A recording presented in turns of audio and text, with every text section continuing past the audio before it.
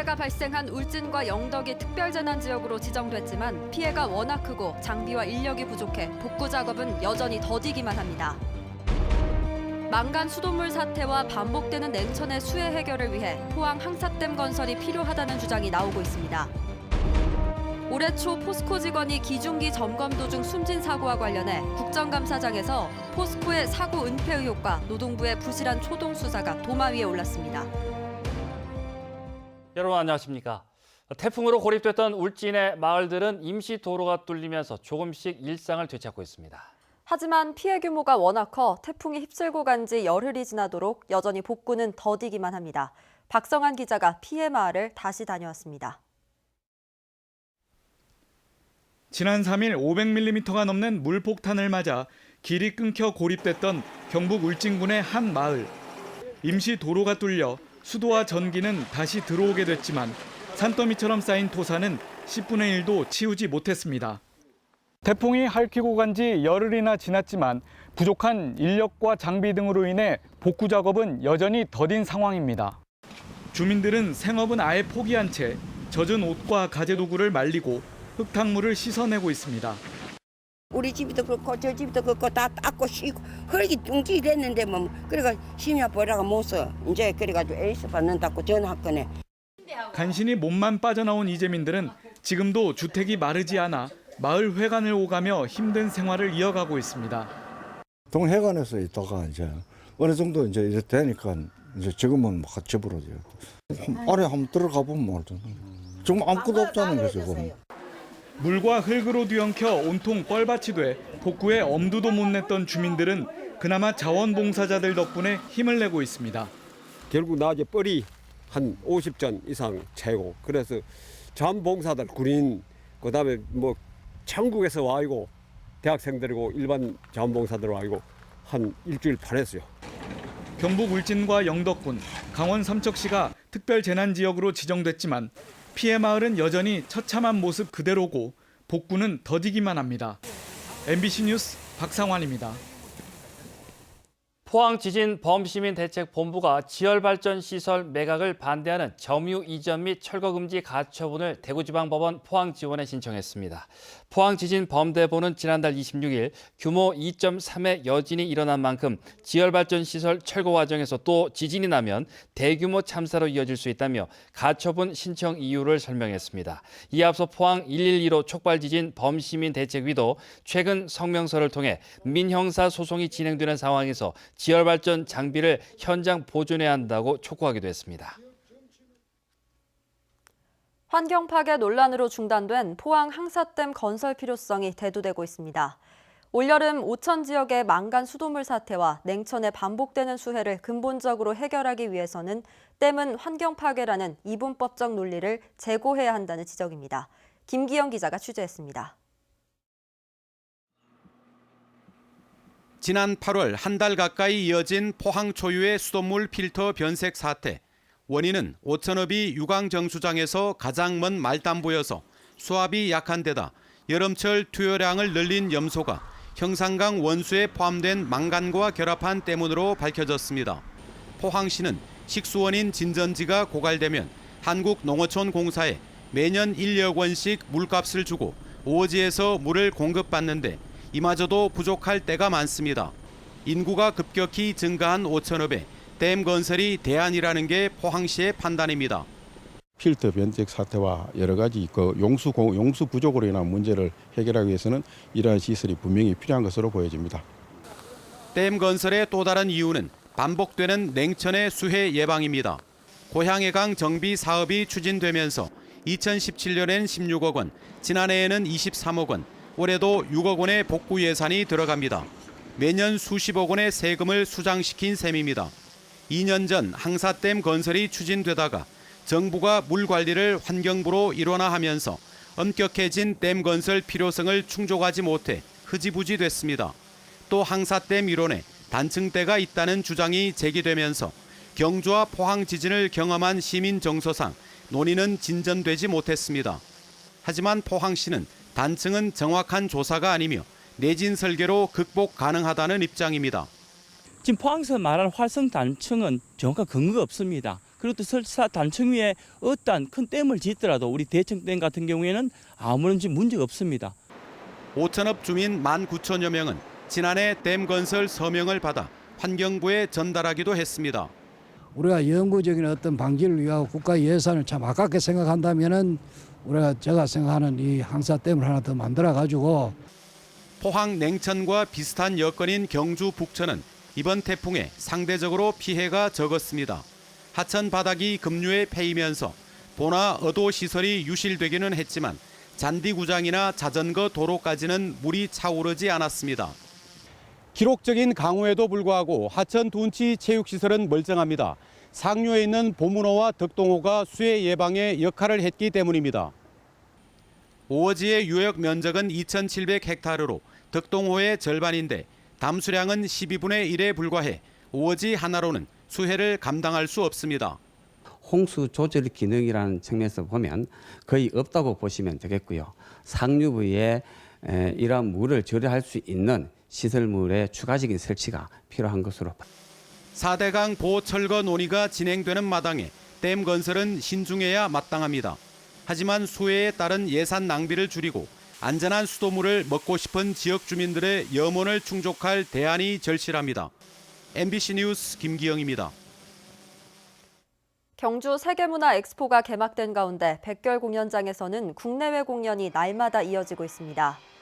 지난 주말에는 캄보디아 왕립무용단과 베트남 호찌민 시립민속공연단, 인도네시아 족자카르타 민속공연단의 공연이 펼쳐졌고 오늘은 경주 가람예술단의 퓨전 국악공연과 대구 경북 지역 인디밴드 공연이 열렸습니다.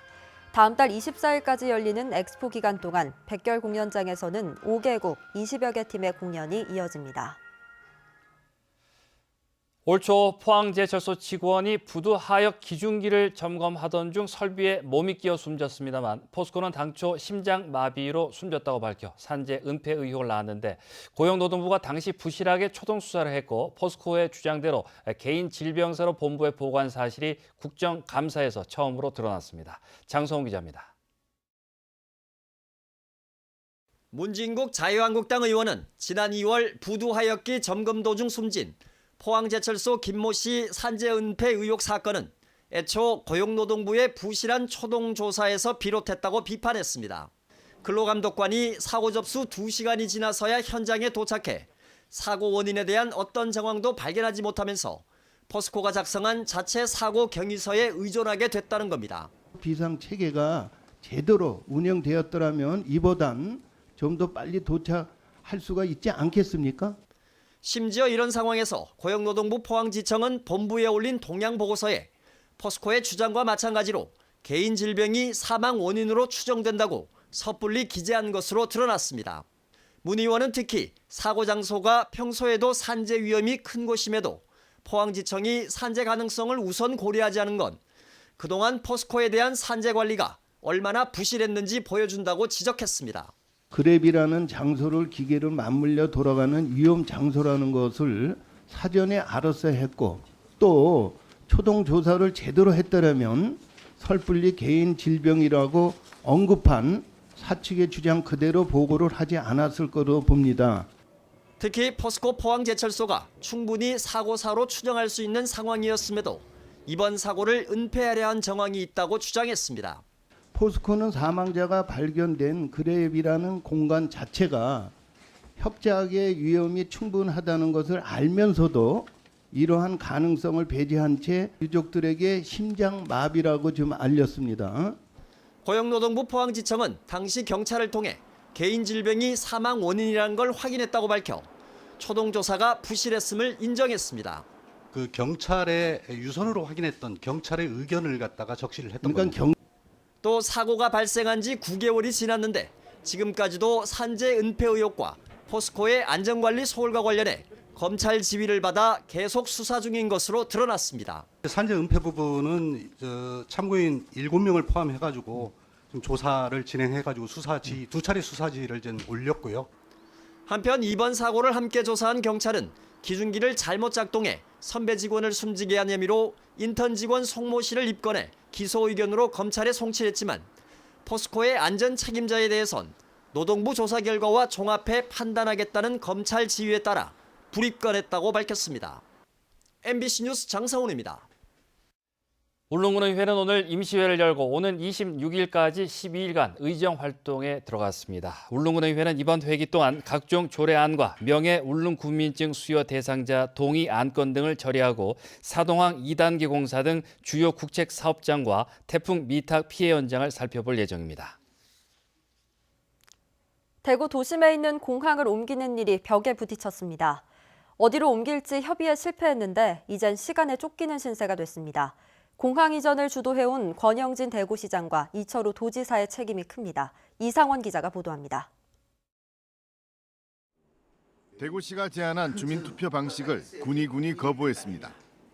주민들이 전부 다 반대를 하고 있어 지금. 그거는 전번에 하는 거하고 다를 바가 없어요. 군이 반대하면서 대구시, 경상북도, 의성군까지 4개 단체장의 합의는 불가능하게 된 겁니다. 그동안 대구시와 경상북도가 추진한 일들이 물거품이 되면서 당장 지금까지 논의한 내용을 없던 것으로 하고 새로운 안을 만들어야 합니다. 그것도 보름 안으로 만들어 국방부와 협의를 해야 시안에 맞출 수 있습니다. 이전지를 올해 안에 정한다는 약속을 지키려면 이달 안에 선정 기준을 확정하고 늦어도 다음 달 초에는 주민 공고를 해야 합니다. 대구시와 경상북도는 대구 경북 시도민에게 공항을 어디로 옮길지 묻겠다는 방침입니다. 주민투표 방식과 이에 대해서 여러 가지 이 찬반을 들었기 때문에 그 찬반을 잘 절충하고 대구 경북 시도민들의 뜻도 반영시키는 안이라면은 대승적으로 받아줄 것이라고 믿고. 대구시와 경상북도가 주민 의견을 제대로 반영하지 않고 섣부른 합의와 뒤집기를 반복하며 석 달 이상을 허송세월한 셈입니다. 군의 의성 두 지자체 간 합의는 결국 이뤄내지 못했고 중요한 시간만 낭비하고 말았습니다. 주민 갈등을 키우고 혼란만 가중시켰다는 비난의 화살이 대구시와 경상북도에 쏟아지고 있습니다. MBC 뉴스 이상원입니다. 오늘 오전 1시 44분쯤 포항시 북구 기계면의 한 주택에서 불이 나 22분 만에 꺼졌습니다. 다행히 인명피해는 없었으며 1층짜리 가건물 한 채가 모두 타 800여만 원의 재산 피해가 발생했으며 소방당국은 정확한 원인을 조사 중입니다. 또 어젯밤 10시 55분쯤 포항시 남구 동해면에 있는 해병대 리튬 건전지 창고에서 불이 나 3시간여 만에 꺼졌는데 보관 중인 건전지와 창고 일부가 불에 타 140여만 원의 피해가 발생했습니다. 북서쪽에서 밀려오는 찬 공기로 인해서 종일 서늘했습니다. 내일 아침 기온은 뚝 떨어져 한 자릿수에서 출발을 하겠고 낮 동안에는 기온이 20도 선에 머무르겠습니다. 안수진 기상캐스터입니다. 오늘 낮 기온이 20도 아래에 머물며 종일 서늘했습니다. 북서쪽에서 찬 공기가 계속 밀려오면서 내일 아침 기온은 한 자릿수까지 떨어지면서 오늘보다 더 쌀쌀하겠습니다.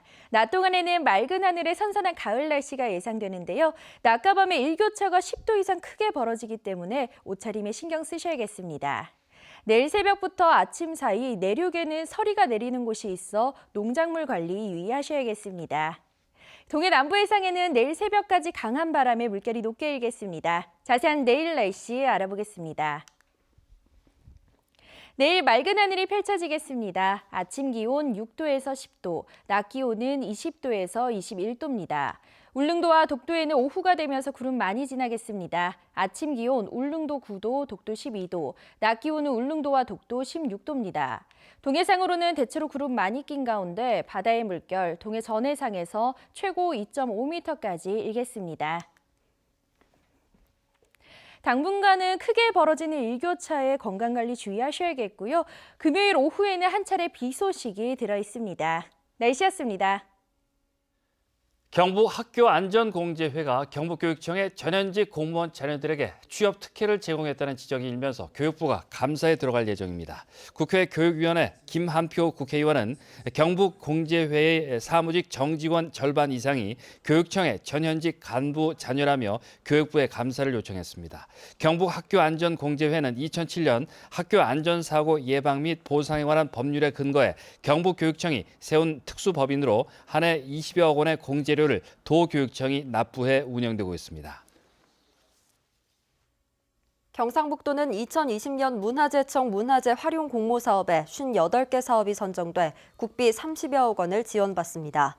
선정된 사업은 문화재 야행 사업과 생생 문화재 사업, 향교 서원 활용 사업 등 8개 분야 58건입니다. 또 세계유산 활용과 홍보 프로그램에도 5개 사업이 선정됐는데 양동마을과 하회마을 등의 홍보에도 큰 도움이 될 전망입니다. 포항시 남북구 보건소는 인플루엔자 무료 예방접종을 오늘부터 관내 204개 지정의료기관에서 실시합니다. 무료 접종 대상자는 종전 65세 이상 어르신과 만 12세 이하 어린이에서 올해부터는 임신부까지 확대됐습니다. 보건소는 예방접종을 하면 2주에서 4주 후 면역이 형성되기 때문에 늦어도 11월까지는 접종하는 것이 효과적이라고 밝혔습니다. 경주시는 다음 달 한 달 동안 제8회 경주시 건축상 작품을 공모합니다. 응모 대상은 2017년 12월부터 오는 11월 말까지 사용 승인된 모든 건축물이며 작품 접수는 다음 달 말일까지 받습니다. 경주시는 접수 작품에 대해 합리성과 창의성 등을 기준으로 심사해 오는 12월 당선작을 발표합니다. 포항해양경찰서는 내일부터 4일간 하반기 해상종합훈련을 실시합니다. 이번 훈련에는 8척의 함정과 130여 명이 참가해 여러 유형의 해상사고 상황을 설정해서 실전적이고 강도 높은 훈련이 진행됩니다.